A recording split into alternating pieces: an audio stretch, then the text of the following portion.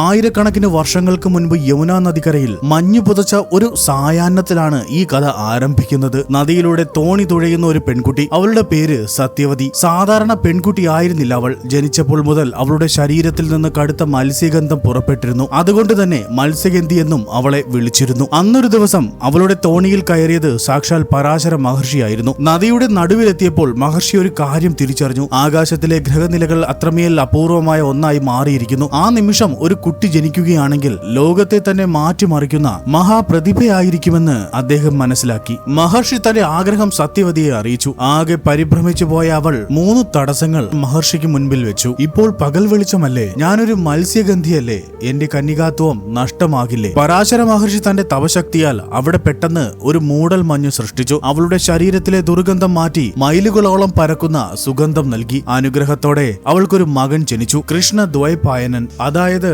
കറുത്ത നിറമുള്ളവൻ കൃഷ്ണ. ഒരു ദ്വീപിൽ ജനിച്ചവൻ ദ്വൈപായനൻ. ആ പുത്രൻ ജനിച്ച ഉടൻ വളർന്നു വലുതാവുകയും തുടർന്ന് മാതാവിനോട് പറഞ്ഞു, മാതേ, അങ്ങക്ക് എപ്പോഴെങ്കിലും എന്റെ ആവശ്യം വരികയാണെങ്കിൽ ഒന്ന് സ്മരിച്ചാൽ മാത്രം മതി, ഞാൻ ഉടൻ തന്നെ അങ്ങയുടെ മുൻപിലെത്തും. അങ്ങനെ അദ്ദേഹം പറഞ്ഞ് തപസ്സിനായി കാട്ടിലേക്ക് യാത്രയായി. കാലം ഒരുപാട് കടന്നുപോയി. മനുഷ്യരുടെ ബുദ്ധിശക്തിക്കും ആയുസ്സും കുറയുന്ന കലിപൂർവ്വ കാലം വരികയാണെന്ന് അദ്ദേഹം മനസ്സിലാക്കി. അന്നൊന്നായിരുന്ന മഹാസമുദ്രം പോലെയുള്ള വേദങ്ങൾ പഠിക്കാൻ സാധാരണക്കാർക്ക് കഴിയില്ലെന്ന് കണ്ട് അദ്ദേഹം ആ വേദത്തെ 4ആയി വിഭജിച്ചു. ഋഗ്വേദം, യജുർവേദം, സാമവേദം, അഥർവവേദം. ഇങ്ങനെ വേദങ്ങളെ വ്യാസനം ചെയ്തതുകൊണ്ട് അദ്ദേഹം വേദവ്യാസൻ എന്നറിയപ്പെട്ടു. വാസ്തവത്തിൽ ഓരോ കാലഘട്ടത്തിലും വിഷ്ണു ഭഗവാൻ ഓരോ വ്യാസന്മാരായി അവതരിക്കാറുണ്ട്. അതിൽ നമ്മൾ കാണുന്ന 28ാമത്തെ വ്യാസനാണ് സത്യവതിയുടെ പുത്രൻ. എന്നാൽ കഥയിലെ ട്വിസ്റ്റ് ഇവിടെയാണ്. പിന്നീട് സത്യവതി ഹസ്തിനപുരിയിലെ ശന്തനു മഹാരാജാവിനെ വിവാഹം കഴിച്ചു. അവർക്കുണ്ടായ പുത്രന്മാരാണ് ചിത്രാംഗതനും വിചിത്രവീര്യനും. തുടർന്ന് അവർ മരണപ്പെടുകയും രാജവംശം അവസാനിക്കുമെന്ന ഘട്ടത്തിൽ മാതാവായ സത്യവതി തന്റെ ആദ്യ പുത്രനായ വ്യാസനെ സ്മരിച്ചു. മാതാവിന്റെ ആജ്ഞപ്രകാരം വ്യാസൻ കൊട്ടാരത്തിലെത്തി. വ്യാസമഹർഷിയുടെ ഭയപ്പെടുത്തുന്ന രൂപം കണ്ട്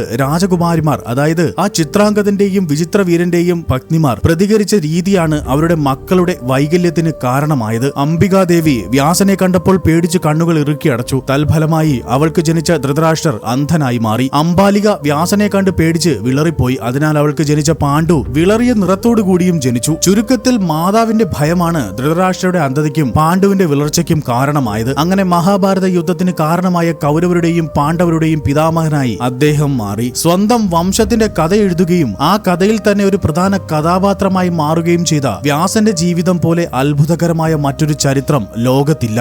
പാണ്ഡവരുടെയും കൗരവരുടെയും പിതാമഹനായ വേദവ്യാസന്റെ ഈ കഥ നിങ്ങൾക്ക് ഇഷ്ടമായാൽ ലൈക്ക് ആൻഡ് സബ്സ്ക്രൈബ് ചെയ്യൂ. രാധേ രാധേ.